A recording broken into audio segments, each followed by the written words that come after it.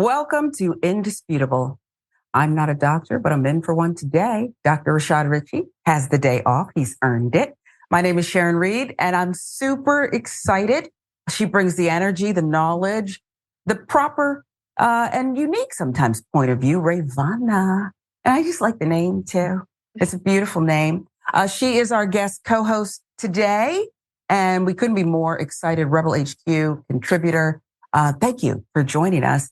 We will jump right into it because there's news, big news, depending on who you are. Jim Jordan endorsed by former president to be Speaker. Is this the next Speaker of the House? Third in line to the president? Well, we'll see. Speaker of the House, a position open after Kevin McCarthy was ousted by Republicans and Democrats. Who are these people just blaming it all on the Democrats? Okay. Now Republicans are throwing their hat in the race. Watch. You need someone who can unite the conference, and I think just as importantly, unite the conservative and Republican movement across this country. That's what I think I can do. That's why I'm running for the job. I like the job I had. Chairman of the Judiciary Committee, chairman of the Select Committee on the Weaponization of Government, doing the work there. But I do think we have to have someone who can bring our team together. I think I'm best equipped to do that. The 8 people who voted in a way that I disagreed with, we got to bring them into the fold. I think I'm best equipped to do that so that we can then go do the things we told the American people we would do for them. So Republican Jim Jordan just got an endorsement, if you will. The endorsement, some are saying, of his lifetime. Who would you want to endorse you? Someone credible, someone strong, someone people believe in beyond reproach. They weren't available, so let's throw it up on the screen. This is who endorsed him. Late last night via Truth Social. I'll get through it one day without laughing. From none other than former President Donald Trump. Congressman Jim Jordan has been a star, all caps, the trademark there, long before making his very successful journey to Washington, D.C., representing Ohio's 4th Congressional District. Yada, yada, yada, ba, ba, ba.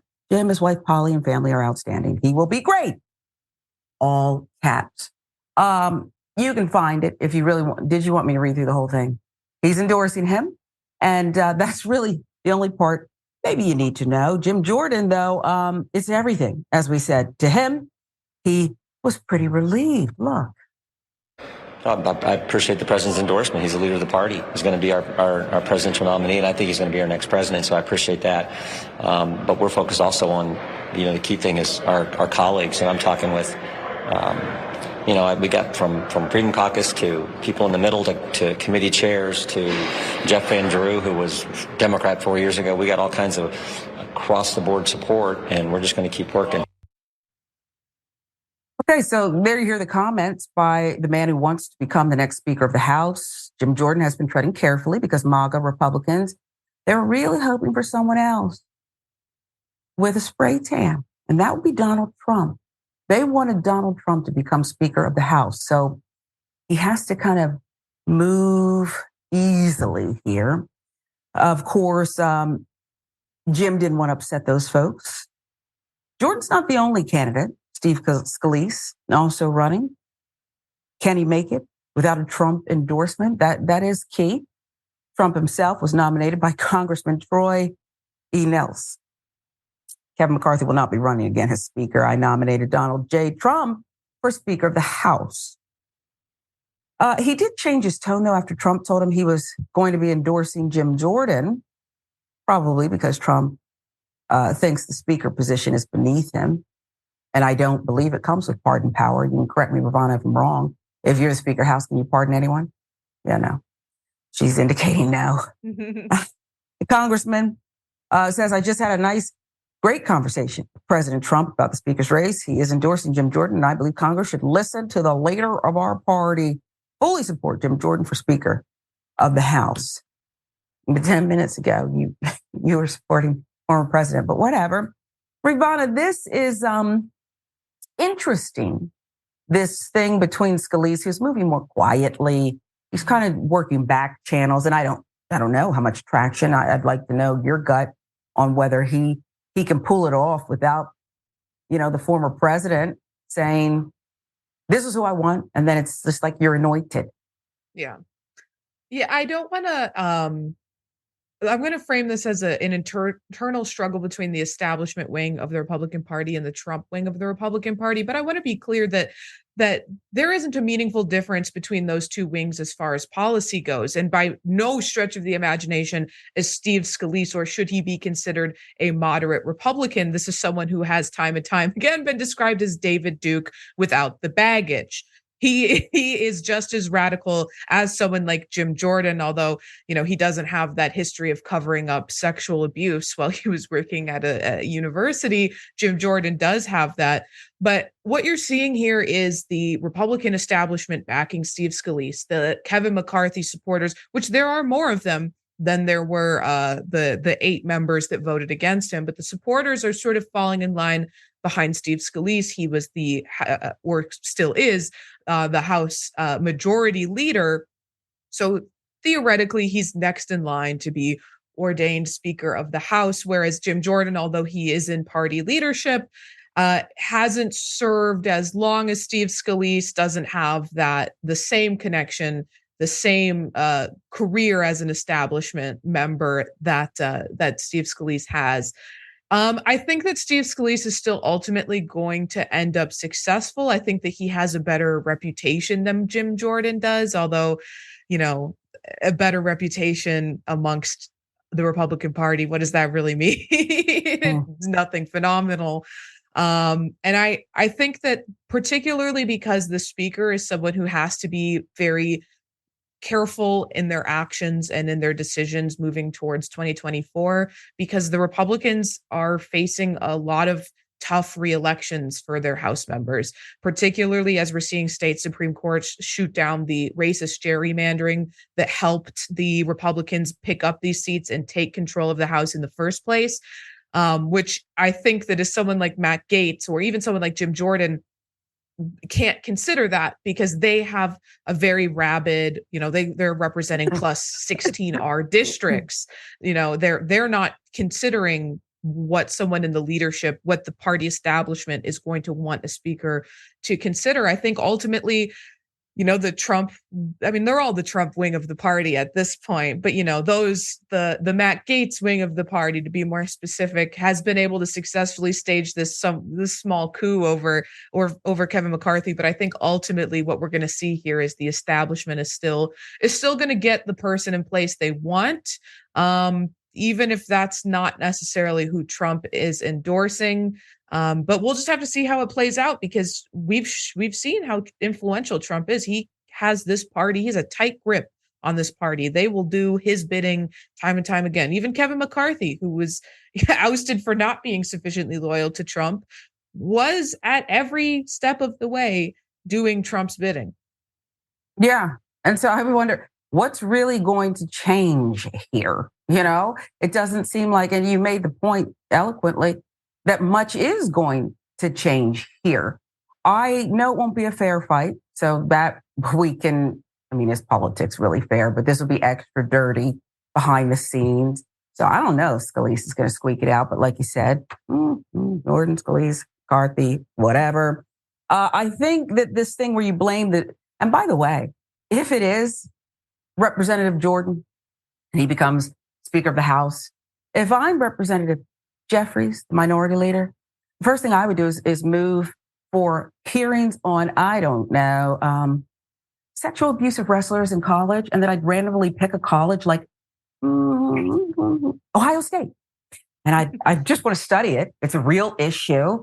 And hopefully no one would object to that. We just all want to get to the bottom of it. Is it fair to blame, this is a residual from the ouster, Democrats for not doing more to keep Kevin McCarthy propped up?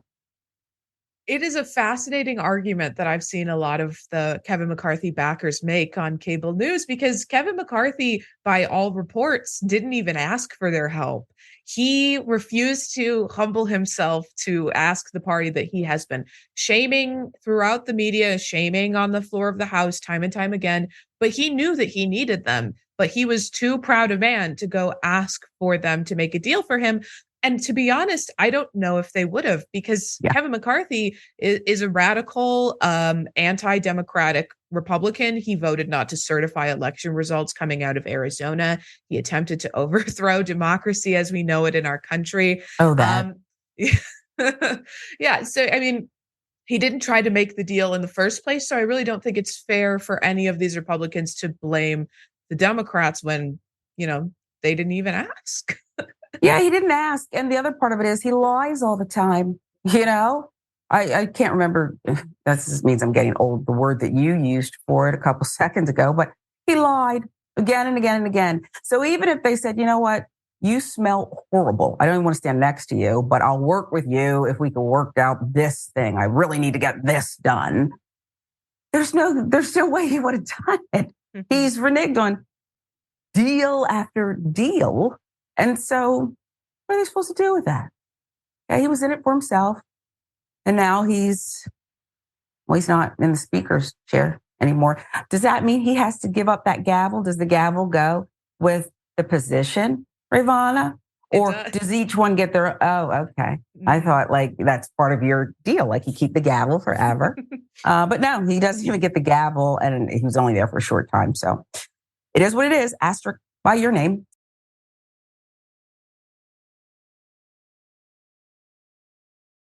Off-duty cop kills 2 Marines in a car crash. Very violent one.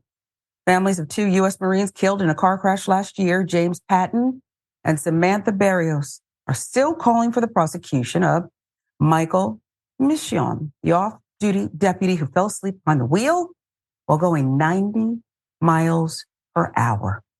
Crash happened on Patton's birthday weekend after he had been coming home from a hip-hop show in Los Angeles. Driver hit a median wall on the freeway. The car was too damaged to drive. Patton and his 2 friends got out to call a tow truck. Patton and Samantha Barrios got back in the vehicle because it was cold outside. Just devastating. You look at their pictures.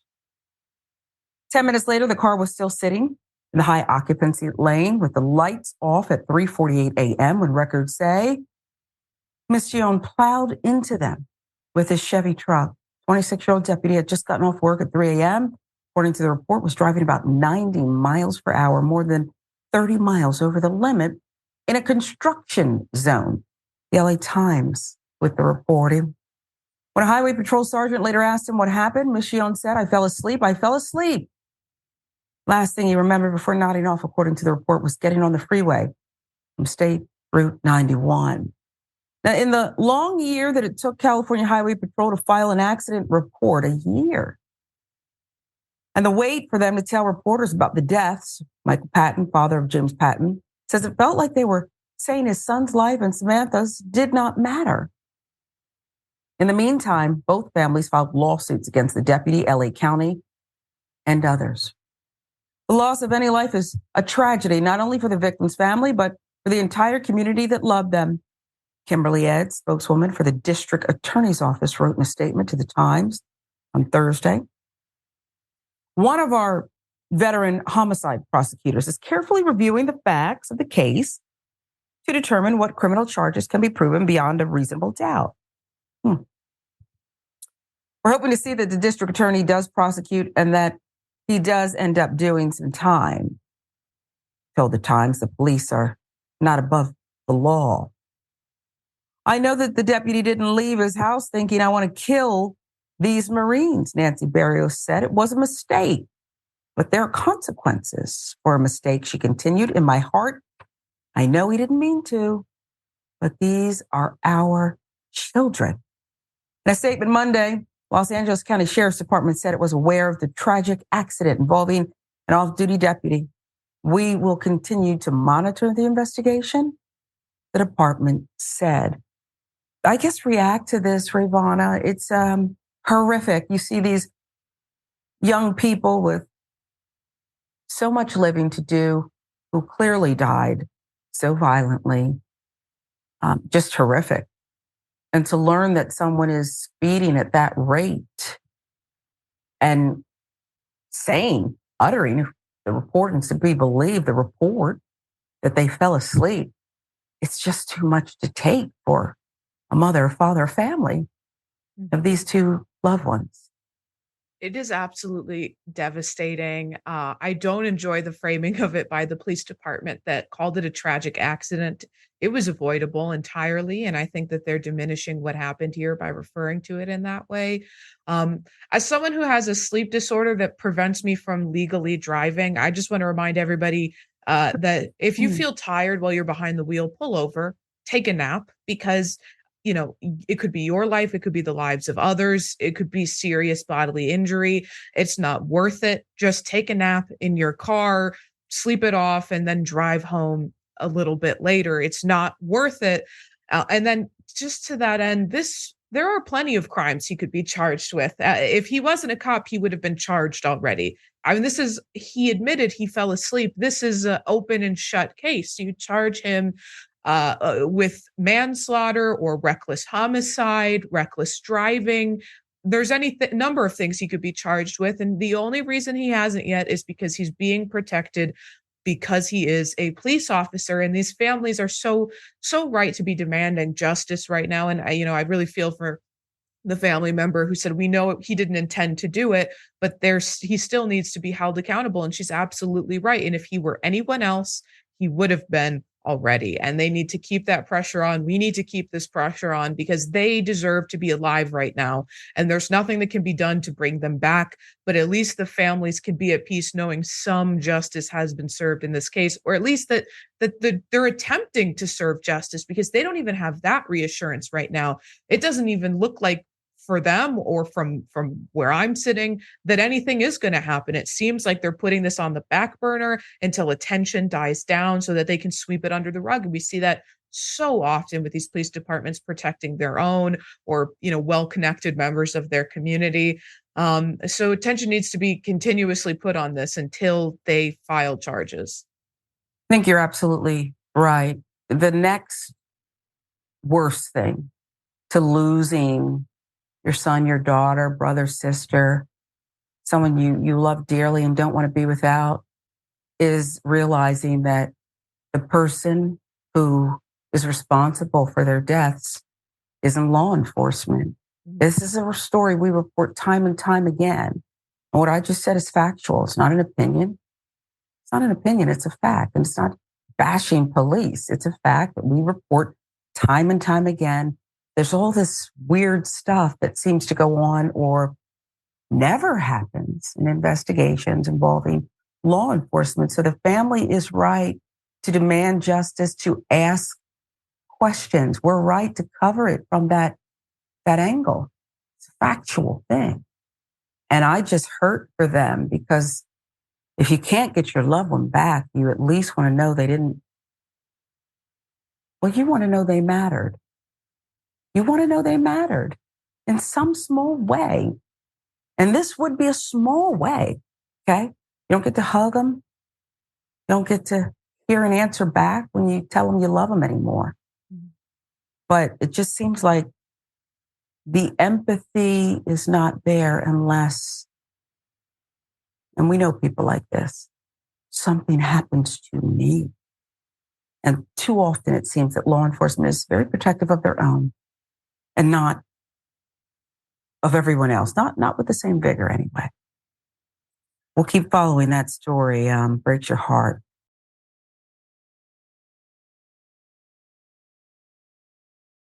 Officers shoot a man in a rental car. What happened here? Indianapolis. Officers Alexander Gregory Carl Chandler, who shot at Indianapolis man 30 times as he slept in a rental car in his grandmother's driveway, plead not guilty. Cops charged with shooting a man who was sleeping in a car outside his grandmother's residence pleaded not guilty. On December 31, 2022, 24-year-old Anthony McLean was sleeping in a red rental car when he was met with more than 24 shots from Indianapolis Metropolitan Police officers. His grandmother, identified as Vicky Driver, called the police early that morning at about 4 a.m. to report a car that was running in her driveway, as she wasn't certain of who was inside, according to an incident video. The 911 call, the driver noted that she was unsure if one of her children was inside the car. Atlanta Black Star with the details here. When officers responded, they discovered a man with a handgun in his lap. Body cam footage shows the officers approached the vehicle, peeked through the window, stating that they see the weapon. When they tried to open the door to grab the gun, they found it to be locked. After learning that the car was registered in Florida, an officer asked the driver if she had any grandchildren. Asked driver, rather, the grandmother. She had any grandchildren living there, which she declined. It's a rental car, right? She says, no, I don't have grandkids living in Florida. You can see the layers here, okay? That's why protocol is so important, okay? During the incident, according to the video, one of the officers knocked on the car window and shouted police multiple times. Seconds later, the cops fired their weapons. That's my grandson, driver said. Get out of the car, the officers demanded. Get on the ground. Macklin complied, laid on the ground, was handcuffed by officers. He tells the officers that he was hit. Officers called first responders and tried to provide medical aid on the scene. How come you didn't come in the house? Driver asked. I didn't want to wake the guys up. Didn't want to wake his grandparents up. Shooting left him with severe injuries, an extended hospital stay, mounting medical debt. Macklin and his grandmother filed a lawsuit against the officers, the police chief, the city, seeking damages. Officers let off at least 30 shots that morning, and he was hit 3 times. 3 officers, Alexander Gregory, Carl Chandler, Lucas Riley, were present during the incident. However, only Gregory and Chandler faced battery and criminal recklessness related charges. Macklin reportedly has roughly $1 million in medical debt and sustained injuries such as a collapsed right lung, a grade 4 liver injury, and a grade 4 kidney injury. Very serious implications for a lifetime of pain and perhaps more. Gregory and Chandler pleaded not guilty on Monday. So this seems like he's lucky to be alive, Rayyvana. It seems like there were a series of errors that you can't perhaps fault anyone for. The grandson doesn't want to wake up his grandparents, leaves the car on, then starts to maybe worry, it's dark, about his safety, has that gun on his lap. The grandmother is curious about who's in her driveway. And no, I don't know anyone in Florida. I don't know why the police, I know why perhaps they approached and peered in. When you see a subject sleeping, do you know how many times even my 11-year-old creeps into my room because she knows when she goes, Mommy, I'm going to freak out. That's what people do when you suddenly startle them. You wake them out of that REM sleep. Once they see the gun, I mean, I'm not trained. Maybe you can correct me, and I'm happy and open to it, Rayyvana, but don't they have those bullhorns? Police, come out. Like, can't you take cover? Can't you do something other than try to open the door?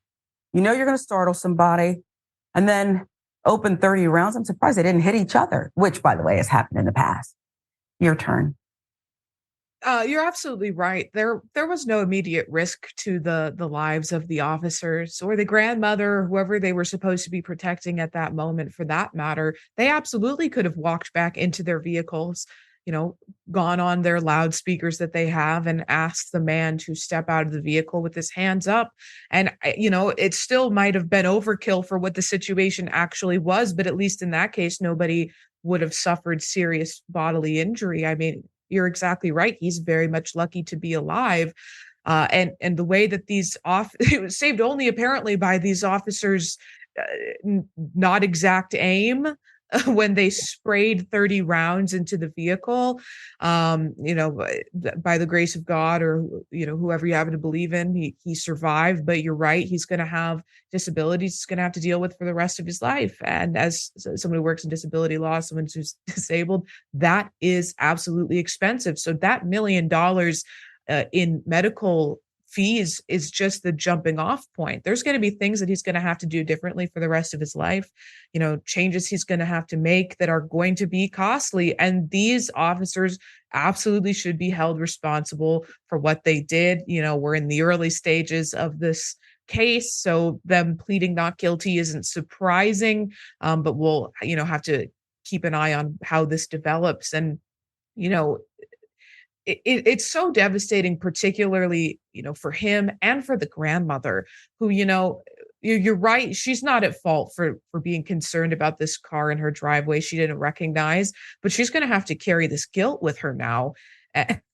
When the blame should be placed squarely on these officers who went against protocol, who, and I think it's important to point out that if this was a white man who had a gun in his lap, they would be defensive of his right to own a gun. It'd be the Second Amendment. We would be celebrating that. There's in fact, there's evidence that this gun was legally his. I remember the first time around when we covered the story, it was his gun. He bought it legally. He wasn't a threat to anybody.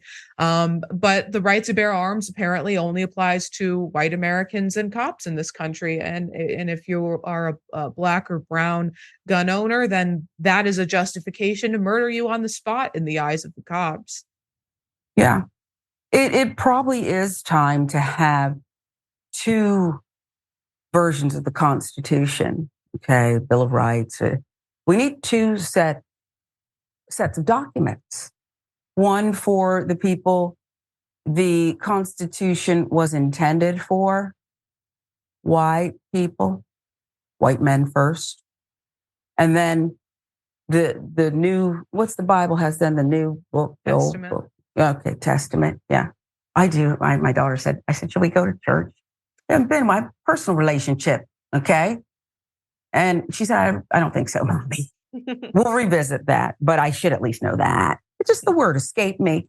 They should have another constitution for black and brown people. So we could stop telling certain people that they have a right to own a gun when they might be able to get their hands on it, but the rules are going to apply differently. And my question is this: if the protocol for police departments, it's a shoot to kill protocol whenever a perp or a would-be perp is next to, in sight of a gun. Why the hell do we have so many guns? And if this is if every time somebody who even legally owns a gun is going to be shot and killed or 30 rounds blaring at them, and you're right, they weren't even good shots. So they've got to go back to the academy anyway. But if that's the protocol, we shoot center mass, shoot to kill, la, la, la, then then no one should have guns. Mm-hmm. At least not, just say black people, you should not be owning a gun, even legally, because this is the end result. He didn't want to wake his grandparents. And now you're right. $1 million, $10 million may not, you're right, get him through a lifetime. I hear kidney, I see dialysis in his future. I hope not. This is a life sentence. And the insurance company is going to take a lot of that money. That's how it works. Okay. You don't think you get to keep the money and not pay the bill. This is a mess. And it's, boy, I feel for that grandmother. You did nothing wrong. Somebody else did. Two people did. And perhaps up the chain in the department, but not you, Grandma. Much more indisputable. When we come right back, I'm Sharon Reed, and for Dr. Rashad Ritchie, Rayyvana, HQ, Rebel HQ, contributor extraordinaire she is, and always adds that flair, that different perspective, little legal sprinkling. So we love her. We just adore her, and you've been seeing a lot of her, and you can't get enough. Rayyvana, much more indisputable when we come right back.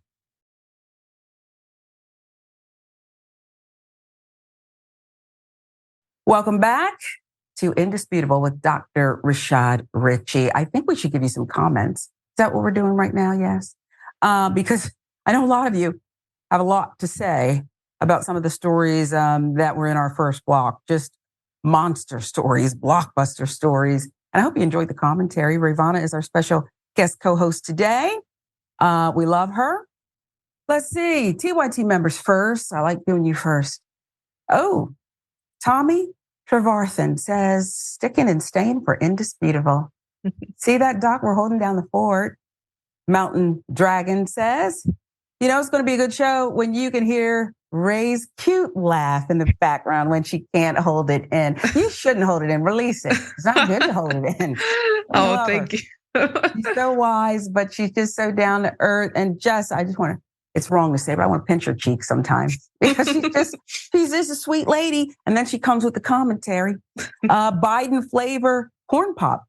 I think you're saying, giving me a shout out. It's Sharon, and then there's flames and lightning bolts. So I'm going to take it as that. Okay. I am on fire, maybe. Let's see. We have YouTube now. Scott Smith says it's hard to get any prosecution for police in these matters, unfortunately, due to qualified immunity. Talking about that Indianapolis case, a grandson just sleeping in his rental car outside grandparents' house, didn't want to wake him. And then 30 rounds are shot. He's got a lifetime of medical bills he's facing. Suing. Lori Park says they don't care if you were sleeping in the car. They don't care if you're sleeping on your front porch. You're right. We've covered everything, including sleeping in the bed and someone barges in and you're like, shot dead. Covered that too. I think it was out of Ohio. Cynthia Moon says Trump's endorsement is a kiss of death. Speaking of Jim Jordan, who now has it in his race and his desire to become Speaker of the House. All those he endorsed last time lost. So go on, Donnie, endorse away. Donnie, he wouldn't like that. The Donald, Duck, not Duck. We'll move on now. Speaking of shows, they love to put on one, don't they? I wish a Karen would. You want to call the police on them for having a barbecue on a Sunday. I feel free! Back off! I'm going to tell them there's an African-American man threatening my life. Doesn't matter. Get off of my door. Get off of my door. Get off of my door. Back up. Back up. Back up. Back up. Back up. Why you, because we black? That's you? What? Yeah. Because we black. Because you jump bit in the neighborhood, that's why. I mean, it's not you see this? You see this? Listen to me. It's all white people, pretty much. So if I see somebody that's black, if you see somebody you say about black, let me say, if you see somebody black, you're gonna question them. You're gonna question them. If you gonna open my door, let me say this: if I was a crazy dude, if I was crazy, something would have happened to your old ass. Listen to me. No. You listen to me. I listen got to me. a gun. If I was crazy, I'd shoot you. Oh, you would shoot me. So this bumblebee who came buzzing around a car with black occupants really believes that, well, he can do what he wants because he's investigating in uniform. Okay. Male Karen wearing all yellow, no ray of sunshine. That's appropriate, isn't it? And I want to, before I throw it to you, Rayyvana, I do want to throw up the picture if we could, because this is, I happen to know this person's in DC right now. Okay. And so I know it's not this person. I'll give the disclaimer. But if you look closely at the face, I thought this was Mitch McConnell for 10 seconds. Mm-hmm. I thought it was. Striking resemblance. Okay. It's not. What do you make of the outfit and the umbrella? If I am investigating someone who could be, up to no good, perhaps violence. He said something about he'd shoot people. Okay. It's his job to investigate. If I'm investigating, I'm going to pull open a car door full of who knows what. Could be terrorists. Why would I hold? This is Mary Poppins. This is, I'm here for something.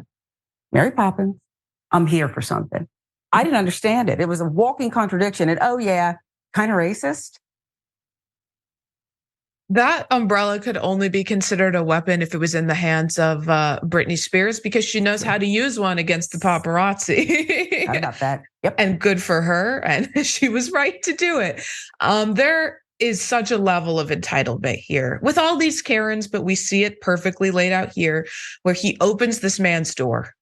Just inserts himself, all over this guy's property. Has no right to do that. He has no authority to do that. He's deputized himself, police chief of this white neighborhood, and he wasn't ashamed to admit. He was proud of his racism. He said, yes, I opened your car door. I accosted you because you're Black. It is specifically because of your race. And it's interesting because, and I've talked about this at length, but the way that other countries handle their anti-racism laws, something like this would be a crime that you could go to jail for. In America, the crime would be, trespass to property. He wasn't allowed to open the guy's car door. It's a very small misdemeanor in this case. It'd be, hard to prove any substantial damage necessarily, but other than that, what can you do? This is racism. It's unfettered, unmitigated, self-described a racist act. And if this was France or the same way in Brazil, you could go to jail for doing something like this. In America, we want to protect this because of what? Because that's what this country was founded on. It's important that we protect a racist people's ability to do racism in public and F up someone's day. Some person who's minding their own business just has to be subjected to this guy's racism because freedom of speech. It's an absurd notion to me that what you are inherently putting on a threatening persona, even though you're a little disarming with that umbrella and, as you pointed out, bumblebee outfit. But I mean, he's threatening to shoot him. And the man would have been well within his rights to protect himself, the man inside the vehicle. The instigator wouldn't be allowed to shoot. But of course, how would this actually play out if he did pull out a gun? He'd probably get the benefit of the doubt. So, it's messed up. And it just has me reflecting on why do we value as a society protecting the rights of racists to be racist? Once again, spot on, protecting and promoting, I would argue. I take your statements even further, right? Long before Trayvon Martin's killer got off, remember? Snapple, Skittles, talking to my girlfriend, walking home. Someone's stalking you, hunting you. Okay? Long before Trayvon, who should be here, was stalked and murdered. My word, mine. This has been going on. So why wouldn't Mr. Bzz, no ray of sunshine, think that this isn't his job to police and profile Black people? America says it is his job. So he's doing it, living up to the billing. If we were to grade him, those little, evaluations your boss gives you. If America's bossing him, A+. At our expense, Black and brown people.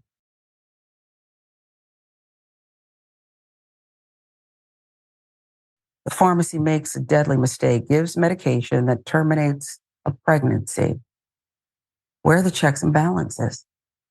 A Nevada woman has been left heartbroken and traumatized after a mistake made by CVS pharmacist.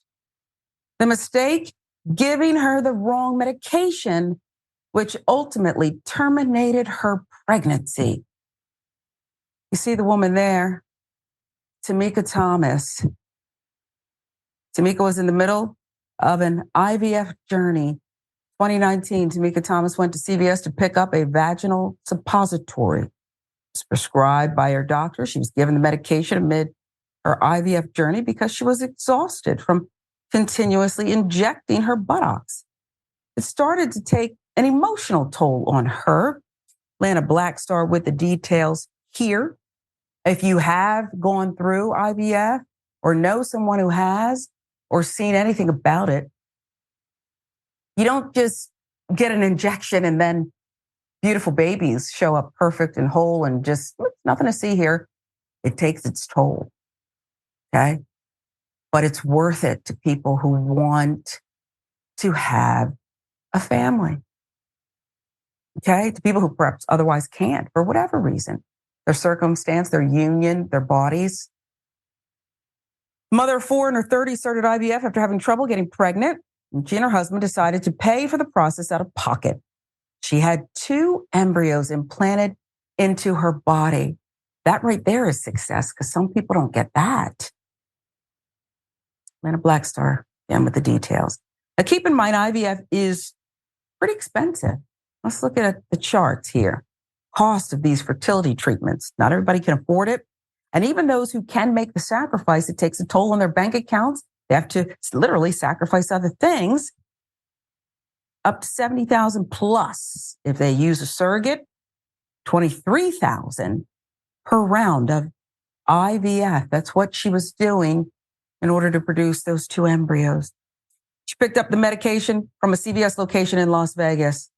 And after taking the medication, said something fell off. Thomas recalled experiencing really bad cramping. It was extreme. It was painful. Things turned grim when she discovered through her research that she was given abortion medication instead of what her doctor prescribed. Then she realized they just killed my baby, both my babies, because I transferred 2 embryos.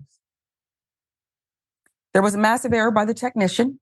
Documents related to the incident revealed pharmacy technician made a mishap and submitted the inaccurate name of the medicine. According to the report, the 2 pharmacists did not catch the error, including one who didn't consult with Thomas about the prescription.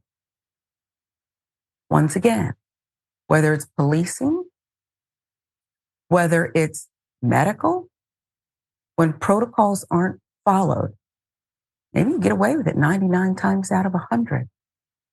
God forbid you have to get your leg amputated. Do you know why a second set of medical personnel come in to make sure it's the right limb or the left?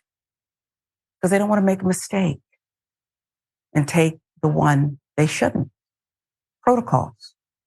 Thomas issued a complaint with the Nevada State Board of Pharmacy, which decided to fine the pharmacists and suspend their licenses temporarily. They were also ordered to take education credits and evade disciplinary action for a year. CVS was also given a $10,000 fine. The pharmacists apologized for their error. Nothing else was done for Thomas. This is CVS. Do you know how much money they make? They're not just pharmacies, they're convenience stores, they're mini clinics now. They're clinics. People go there instead of their other hospital, doctor's office. There's mergers. There's the closing of medical institutions so that CVS, other drug trains, can do what they have to do and get paid for it. And they are getting paid. She got nothing but and I'm sorry. All I got was a sorry. It will never be good enough. Tamika Thomas said, this is a difficult one for me, Rayyvana, but I meant what I said about protocols. I ran track in college. There was a protocol to do the handoff in the relay race. There was a protocol about stretching, when to eat, hours before the race, the whole thing. That it's meaningless. It's track and field in the larger scheme of this story.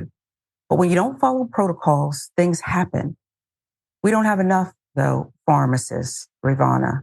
You know, there's a shortage. Anytime I go there, they're always helpful to me, except for one lady. Okay. And I'm going to spare you the story. She was very nasty. Okay. Was I asking for too much? Yes. Was I late? Yes. But I needed the medicine. You know what? You go ahead, react to this.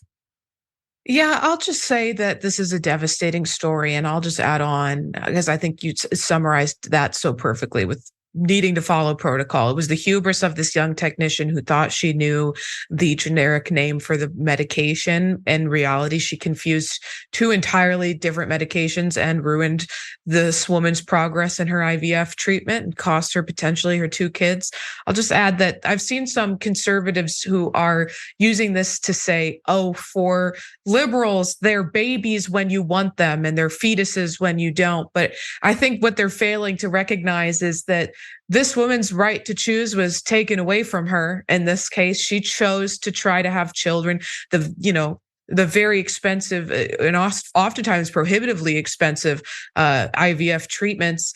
She she made that choice about her body, and the choice she made was taken away from her. So I think it's the very same principle that we're fighting for when we're talking about abortion rights. She had a right to choose to have children. She chose that, and CVS took it away from her.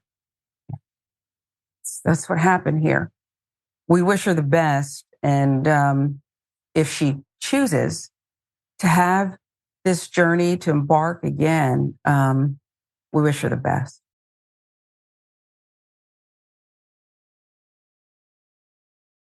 St. Louis community, radioactive waste testing harmed in that community. St. Louis community still grappling with the effects of toxic waste dumping from over 60 years ago. The community, now years later, is asking what will be done to undo the damage. Radioactive waste was dumped years ago. Feds didn't protect the community. We've heard that before. You live near Coldwater Creek in St. Louis, Missouri, you have a high chance of getting cancer. Federal Agency for Toxic Substances and Disease Registry has found that people who played in Coldwater Creek or just live nearby may have higher risk for cancers of the lungs, bones, or leukemia. News Radio 1120 KMOX with the details. Here's why. 8 decades after Mallinckrodt Chemical Works first began the dangerous task of processing uranium at a sprawling complex near downtown St. Louis, federal government is still removing soil from a creek and cleaning up a landfill. Nuclear contamination sites. The AP filling in the reporting. Last year, grade school closed amid worries that contamination from the creek got onto the playground and inside the building. People have felt the effects of the toxic dumping and have suffered because of it. The government paid out millions to former Mallinckrodt workers with cancer or their survivors. Many people with rare cancers who grew up near the waste sites believe their illnesses, too, are connected to radiation exposure. Huffington Post. One affected area was this is different, not predominantly Black public housing complex called Pruitt-Igoe. Throughout the 1950s and 60s, when the Army was conducting various secret tests related to the creation of the atomic bomb, residents thought the zinc cadmium sulfide sprayed into their community was mist or smoke from chimneys. Now residents want answers and change. Why were Black lives deemed disposable? Is St. Louis in America? The community is now calling for an expansion of the Radiation Exposure Compensation Act. That act is meant to facilitate health insurance and financial resources to individuals who develop certain illnesses and cancers who lived and worked downwind of testing sites. What occurred and is still occurring, folks, this is still going on. In St. Louis, it's evidence that not enough is done to track how Black and brown communities experience environmental racism. And when they do clean it up, you might want to follow the money. First, you contaminate and kill people through their own environments, no fault of their own. And then somebody gets rich off the cleanup too, the American way. Rayyvana, unpack it for us. I'm totally in favor of what the victims are fighting for, which is expanding the Compensation Act so that they can be, and you'll never be able to undo the damage that is done. There's this myth, this legal myth of making someone whole through providing them, awarding them damages, but you can never make someone whole again. People have lost their lives because of these cancers they've developed because of these environmental factors, these intentionally discharged toxins into their communities, chosen specifically because they are Black and brown working class communities, because these companies think that it's unlikely that the residents of these communities are going to sue them. They think that they're unlikely to have the resources to do it. Lawyers are unlikely to get interested in a case like this that's not going to bring them a lot of money. So they intentionally choose these neighborhoods. And I think that it's important to ensure that they get compensation, but it's also important to ensure things like this don't ever happen again. which is why I think it's important for climate activists to focus on the devastating impact that allowing particularly Republicans, but also Democrats who are captured by corporate interests to dismantle the truly revolutionary legislation we do already have in our environmental protections, in the Air and Water Act, and many others. So we've got to focus on prevention as well as compensating the victims, because no one should have to suffer through, these heinous diseases, these cancers that are being forced on them just by virtue of them being Black, brown, poor, and any other, factor that a company might decide means that you're probably not going to sue them. And it's just devastating to me, because by the time the dust settles, literally, and you realize that lives have been taken, people are infertile, kids can't learn, brains aren't functioning, someone has this cancer or this, issue or nerve damage, unpacking it and getting people to do the right thing is so horrible. We know that people do not have a tendency, government doesn't automatically get it right and do the right thing. In fact, they push back, okay? Maybe it's the NFL. You've got concussions. And we all know the hit is like a car crash, but you want to pretend that I don't qualify for the funds that are set aside. This is what people do. And it is just devastating. Praying that these communities get what they deserve. Much more indisputable when we come right back.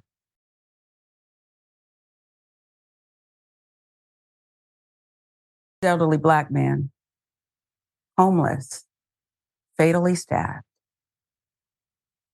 In the UK, Christina Howell was arrested and charged with murder for a stabbing incident which occurred in Bristol, England. According to the Bristol Post, the victim, 61-year-old Hubert Isaac Brown, died at the hospital due to his injuries. The victim was well known in his community. Avon and Somerset police said their crime investigation unit looking into the incident as a race-related hate crime. Family has been getting support from a local organization, Stand Against Racism and Inequality, Brown, who is of Jamaican descent, was described as a kind-hearted and harmless man and a Black star with the reporting here. Statement from the family of the victim. Accepting that he is no longer with us is incredibly challenging. We are struggling to comprehend and come to terms with the circumstances surrounding his passing.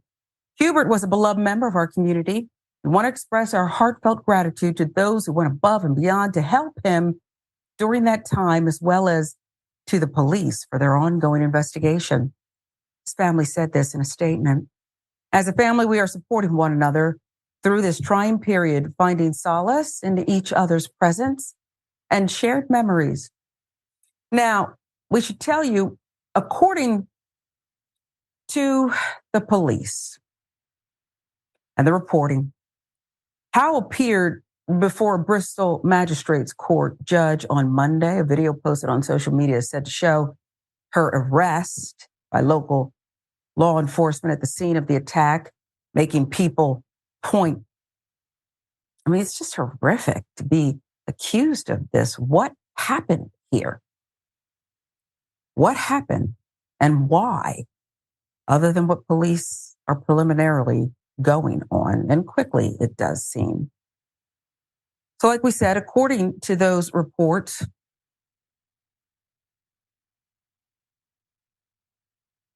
people pointed her out, and there she is. Doesn't seem that there's much incident with the arrest.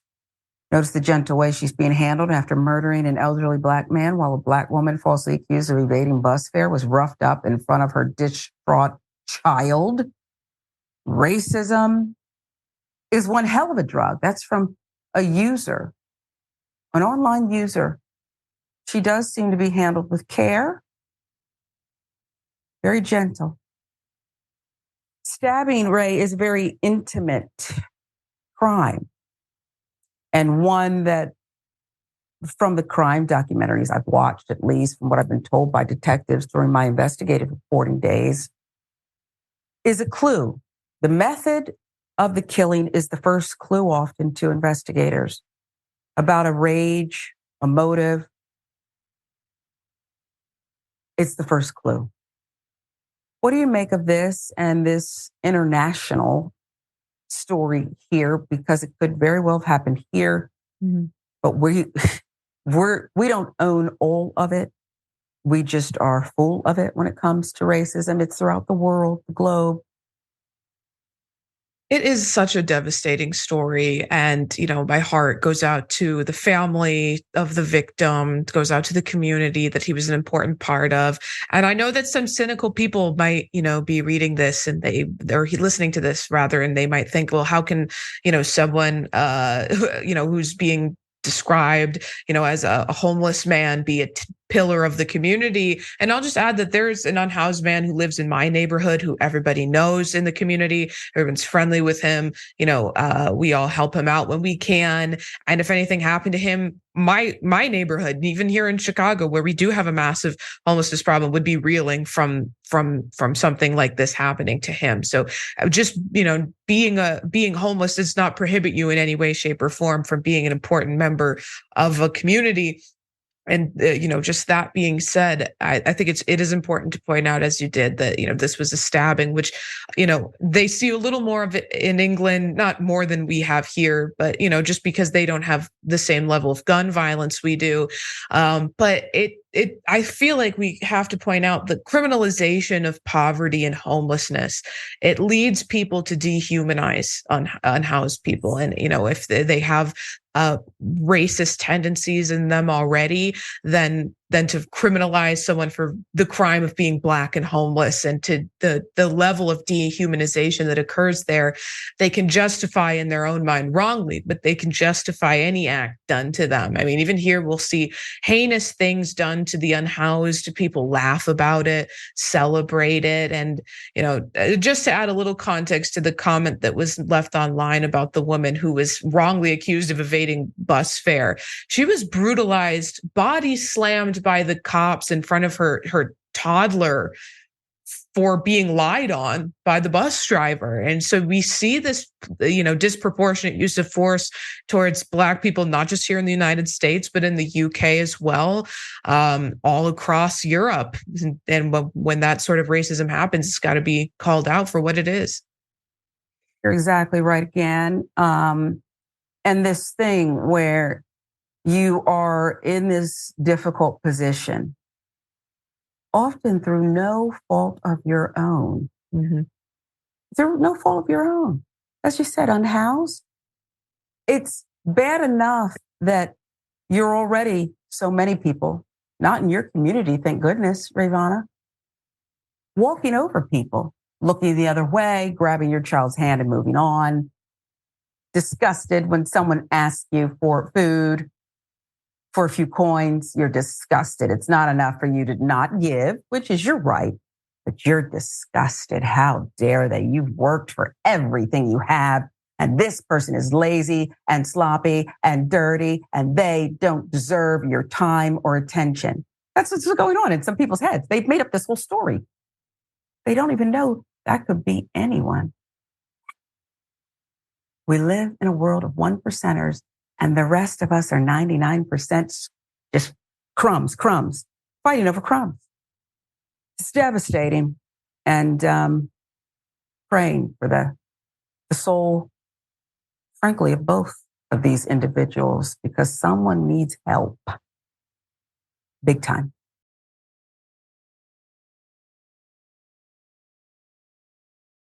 You can take a gun, shoot somebody in the face. It's not hard. Sometimes it might even be fun if they're a godless commie. Now, what they're trying to do is sneak the COVID vaccine in your salads. I hate math. Somebody say amen.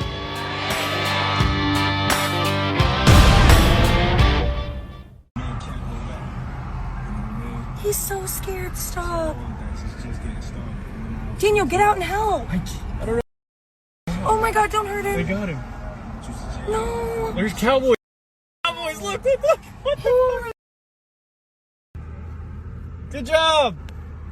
Wait, I can't. This is like... He's gonna die of fear.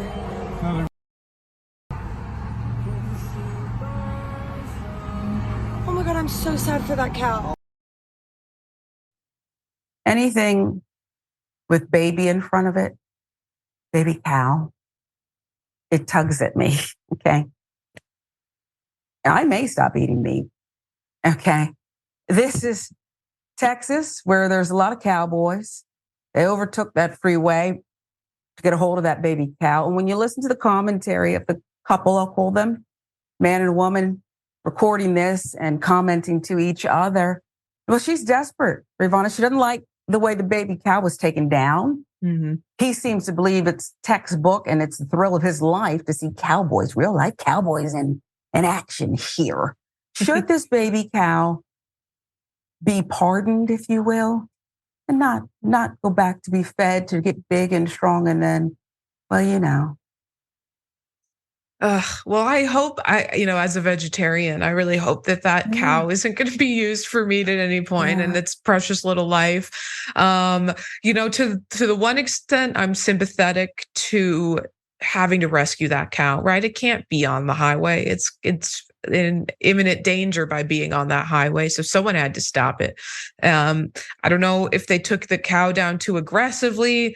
I'm not a cowboy. I will say though, as far as what in the red state hell goes, this is one of the least offensive ones I've seen yet on this show. I hope that cow is well taken care of and, gets to live a long and happy life and in the proper environment and not on a highway. And I hope that whatever neglectful entity individual allowed that cow to get to that point in the first place is maybe dispossessed of that cow and it's given to someone who's going to treat it right, but it's just nice to see what in the red state hell where it's not unmitigated racism or just passing bigoted laws in state legislators. And, it's just a little cow and went on a joyride that got cut short. Maybe we should have what in the red state hell, like the PG version, instead of lumping, because perhaps they were doing great work on behalf of the animals. And that's just so cute.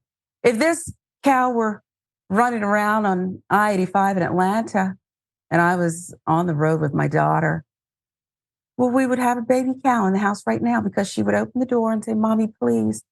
When you're an only child, it's very difficult for a mother to say no. So we would have that cow along with all the other Dr. Doolittle animals that are running around here. I didn't grow up like that. Barely got the goldfish from the state fair, but that cow would be here. Wow. Lovely. Denver now. An organization gives people $1,000 a month. Can it make a difference? Yeah. Denver organization experimented with giving people up to $1,000 a month, and it reduced homelessness. It increased full-time employment. That, according to a study, money put to good use.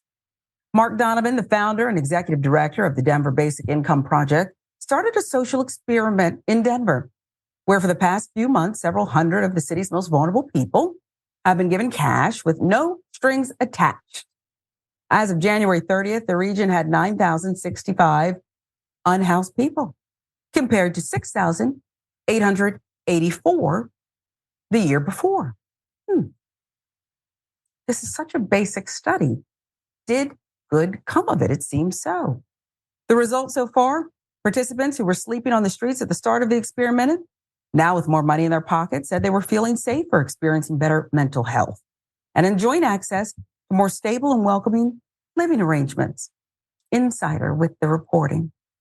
Many participants reported that they have used the money to pay off debt, repair their cars, secure housing, and enroll in a course. These are all paths that could eventually lead participants out of poverty and allow them to be less dependent on social support programs. Last October, more than 800 people were enrolled in the basic income plan, but they didn't all receive the same stipend. There are three groups. One receives $1,000 a month for a year. Another receives $6,500 up front, and then $500 a month from there. And another gets just $50 a month. The guaranteed income also dramatically reduced visible homelessness. Those who received $500 a month or more had seen the biggest gains. To start, fewer than 10% said they were living in their own home or apartment. Well, at the 6-month point, more than a third say they lived in their own housing. When the initiative began, some 6% of the people in the 1,000 a month group said they were sleeping outside. The number fell to 0 just 6 months later. The group that received a large lump sum similarly reported a decline from 10% sleeping outdoors to 3%. It's significant. Not the only city where this has been tried. San Francisco, study of 14 people receiving $500 a month found 2/3 of those who were homeless at the start had found permanent housing 6 months later. Smaller cities such as Santa Fe, New Mexico, have also experimented with cash payments, as have rural areas, including upstate New York. Philadelphia is even extending the concept to other vulnerable groups, including people who are pregnant. We hear so much, Rayyvana, from the politicians in Washington when they're not barking at each other and doing things that have nothing to do with the people and why they were sent to work on behalf of the people. But they talk about spending and welfare and handouts and socialism and just all of this nonsense. This costs so little. And each place it was studied, the results were extraordinary. Mm-hmm. Isn't this proof that we can spend less on taxes if we just start helping people as people? And it's so fascinating because, like you said, it's not very expensive. We'd end up spending less in the long run because, surprise, surprise, criminalizing homelessness is very, very expensive, particularly when you're consistently locking up the homeless, putting them in jail, and then taxpayer dollars are being spent going to private organizations that run those private prisons, as opposed to just giving people money, which absolutely directly help them. We saw that in this study and similar studies in this country. We also see it around the world, where countries that have significantly lower rates of homelessness are countries that have stronger social safety nets. There are countries that, protect people before they end up, with nothing and living on the streets. And it's so sad to see, pregnant people included in this as, a measurable amount of the homeless population. Because even if you're the most cruel individual who thinks that, you get what you deserve, you've suffered because you weren't economically efficient or you weren't a hard enough worker, you're going to punish a child, a baby, an infant because of your supposed belief of a wrong being committed by the parent. That's just cruel and unusual. And why shouldn't we uplift everybody? It's better for us. It's better for the economy. It's better for our communities. And if you're someone who is always talking about how homeless people in communities make those communities less safe, just pushing them somewhere else doesn't solve those issues. Raising them up out of poverty is how you solve those issues that you're supposedly so concerned about, and in a more cost-effective way. Everyone's benefiting. Yep. My favorite part of this is the no strings attached. Mm-hmm. Okay. Because we've gotten into this thing in America where you give someone a dime and you want to take over their life, take their soul, their firstborn. They have to jump through so many hoops for just a little bit, as if they created the problem. Did they create this economy? Did they create these social ills? You give them just a little bit and you make them do so much because you have to be grateful. You have to be grateful. No strings attached. And look what these dark people, unhoused people were able to do for themselves, right? Look what they did for themselves. You gave them a little bit and they made a lot out of it. Wow. Sounds like human resilience to me. But that's just me. Much more indisputable when we come right back.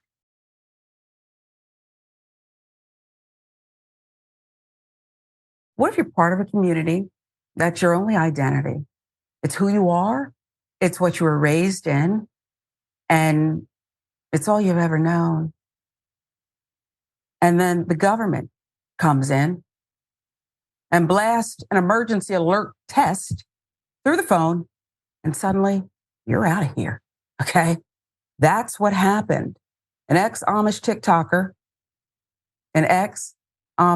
TikToker says the U.S. emergency alert caused several Amish to get shunned. It's a very serious thing.